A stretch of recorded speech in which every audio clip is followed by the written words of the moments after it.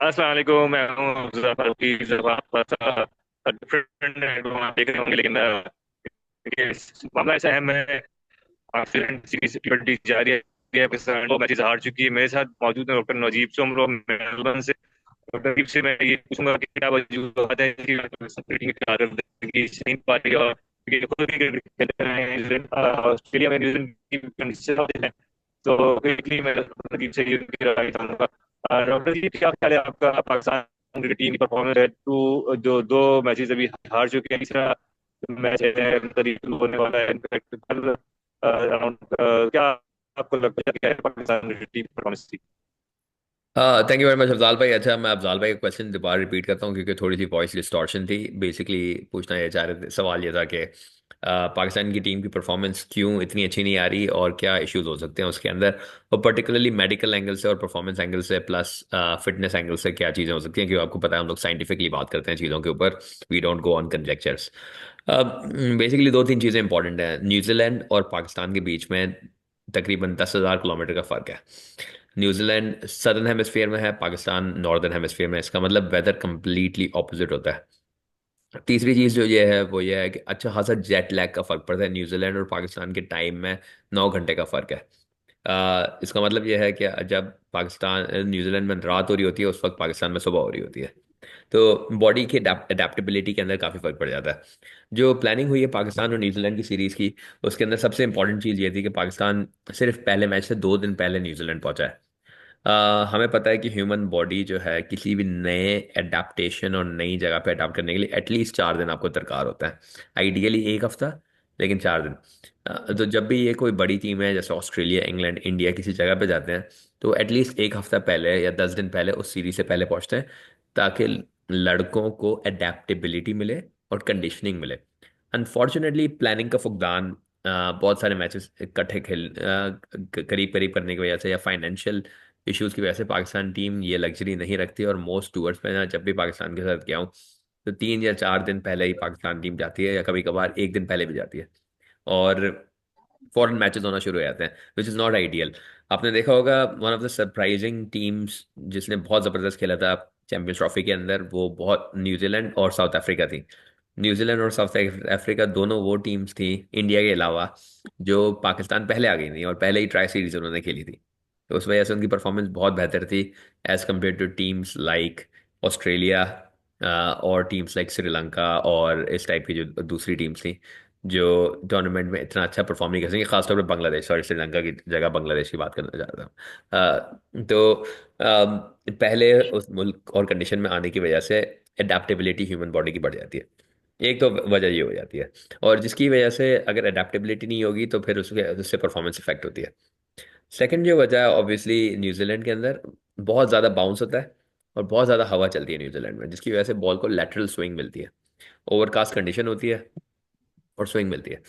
अब दुनिया के सारे प्लेयर्स पाकिस्तान आके खेलते हैं, आजकल पीएसएल खेलते हैं। कितने पाकिस्तानी प्लेयर्स ऑस्ट्रेलिया और न्यूजीलैंड में जाके खेलते हैं? मुझे तो नहीं पता कि कोई पाकिस्तानी प्लेयर कभी न्यूजीलैंड में जाके खेला हो। ऑस्ट्रेलिया में भी इक्का दुक्का प्लेयर्स, हारिस रऊफ और ओसामा मीर और फखर जमान के अलावा ऑस्ट्रेलिया में भी कोई प्लेयर नहीं खेलते। तो इस वजह से पाकिस्तानी प्लेयर्स ऑस्ट्रेलिया और न्यूजीलैंड जैसी कंडीशंस को अडॉप्ट नहीं कर पाते। अगर इसके बरक्स इंडिया को देखा जाए तो इंडिया का एक ठीक है। प्रॉपर एक्सचेंज प्रोग्राम है ऑस्ट्रेलिया के साथ, जहाँ पे इंडियन अंडर 19 के सारे लड़के आके मल्टीपल मैचेस और टूर्नामेंट्स खेल के जाते हैं इंडिया में, ऑस्ट्रेलिया में। तो इसकी वजह से उन लड़कों को अंडर 19 से ही एक तजुर्बा मिला हुआ था ऑस्ट्रेलिया का। जी अफजाल भाई।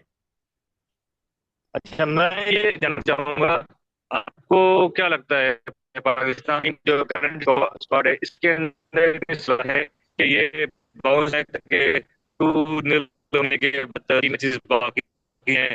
क्या आपका है इस हवाले से? अच्छा अफजाल भाई, आपकी आवाज़ थोड़ी सी डिस्टॉर्ट हो रही है, तो आप अगर अपनी वीडियो बंद करके फिर दोबारा सवाल पूछ लें तो शायद आवाज़ बेहतर हो जाए। जी, मैं एक मिनट बताता हूँ। जी। जी, आप मेरे दोबारा सॉरी। मैं ये जानना चाहूंगा कि आपको लगता है कि पाकिस्तान क्रिकेट टीम जो करंट स्क्वाड में किस सलाहियत है कि ये अपने आप को दोबारा उठा सके, यानी कि 2-0 हो चुका है, जो बाकी 3 मैचेस हैं, क्या आपको लगता है कि करके दिखा सकेंगे? देखिए 2-0 हो तो चुका है। लेकिन 2-0 के बाद वापस आना काफ़ी चैलेंजिंग होगा। बिकॉज होता यह है कि जब साइकोलॉजिकल आपने इतनी बड़ी डिफीट ले ली होती है, इतना पीछे आप सीरीज में चले जा गए होते हैं, तो obviously come back is highly challenging. Plus काफ़ी ज़्यादा नए प्लेयर्स आए हुए हैं टीम के अंदर जिनको थोड़ा सा टाइम हमें देना होगा। हमने देखा था कि साइम अयूब को भी हमने कोई 20-21 इनिंग्स दी थी, उसके बाद ही वो कुछ परफॉर्मेंस उसने दी थी। नए प्लेयर्स पे इतना ज़्यादा प्रेशर नहीं डालना चाहिए, नंबर वन। आई थिंक जो प्लेयर्स जहाँ पे परफॉर्म कर रहे थे उनको उस जगह से नहीं हटाना चाहिए। For example Irfan Niazi lower order में परफॉर्म कर रहा था, उसको अब ऊपर इतना लेके आना मेरा नहीं ख्याल है कि that's a very smart decision. Second चीज़ जो ये देखनी होगी हमें कि हम किस ब्रांड ऑफ क्रिकेट खेल रहे हैं। अगर हम लोग ब्रांड ऑफ क्रिकेट अग्रेसिव खेल रहे हैं तो हमें फिर वैसे ही करना चाहिए, अपनी चेंजेस ज़्यादा नहीं करनी चाहिए, लड़कों को बैक करना चाहिए। पिछले लड़के भी कोई खास परफॉर्मेंस नहीं दे रहे थे, तो कोई फर्क नहीं पड़ता कि अगर एक आध सीरीज हम लोग हार भी जाते हैं। लेकिन आई थिंक ये move in the right direction है पाकिस्तान टीम की वजह से, तरफ से। और इन लड़कों को बैक करना चाहिए, उनको डेफिनेटली जगह देनी चाहिए। हमें ये वरी नहीं करना चाहिए कि सीरीज जीत रहे हैं सीरीज हार रहे हैं। हमें लॉन्ग टर्म खेलना चाहिए, 2026 के वर्ल्ड कप को देखना चाहिए। ठीक है, thank you very much doctor, ये बहुत इंसाइट्स आपने शेयर की। अब मैं चाहूंगा कि आपके मेरे पास कनेक्शन इशू आ रहा है, तो आप ही रैप करें ताकि फिर हम गैप एंड कर सकें। जी बिल्कुल। सो बेसिकली किसी भी series for example New Zealand, England और इस टाइप के मुल्कों में जाने से पहले आई थिंक रैप अप यही है कि कम से कम टीम को 2 से 3 वार्म अप मैचेस खेलने चाहिए। कोशिश करनी चाहिए कि 8 से 10 दिन पहले उस सीरीज से पहले जाए, ताकि लड़कों को एक अडेप्टेबिलिटी मिले, नंबर वन। नंबर टू चीज़ ये है कि जो कंडीशंस हैं वो काफ़ी चैलेंजिंग होती हैं, तो इन कंडीशंस में कोशिश ये करनी चाहिए कि ए टीम के टूर्स करवाने चाहिए, अंडर 19 के टूर्स करवाने चाहिए न्यूजीलैंड में खास तौर पर। मैंने आज तक नहीं सुना कि पाकिस्तानी अंडर 19 और ए टीम कोई लंबे अरसे से न्यूजीलैंड गई हो। तो ये सारी चीज़ें मुश्किल एक सिचुएशन क्रिएट कर लेती हैं। जो तीसरी चीज़ है वो ये है कि न्यूजीलैंड में इंतहाई हाई लेवल बाउंस मिलता है और अच्छी खासी स्विंग हो रही होती है बॉल। तो आई थिंक इस टाइप की कोई अडेप्टेबिलिटी वाली प्रैक्टिस करनी चाहिए। लोकल न्यूजीलैंड के कोचेस को हायर करना चाहिए जो कि एज अ मेंटोर एक्ट करें इन सीरीज में जाने के लिए, क्योंकि जो पाकिस्तानी कोचेस हैं वो टीम के साथ हैं, वो अच्छे भी होंगे लेकिन वो पाकिस्तानी कंडीशन के लिए ही अच्छे हैं, जहाँ पे सीधा सीधा बॉल आता है, बॉल स्पिन होता है।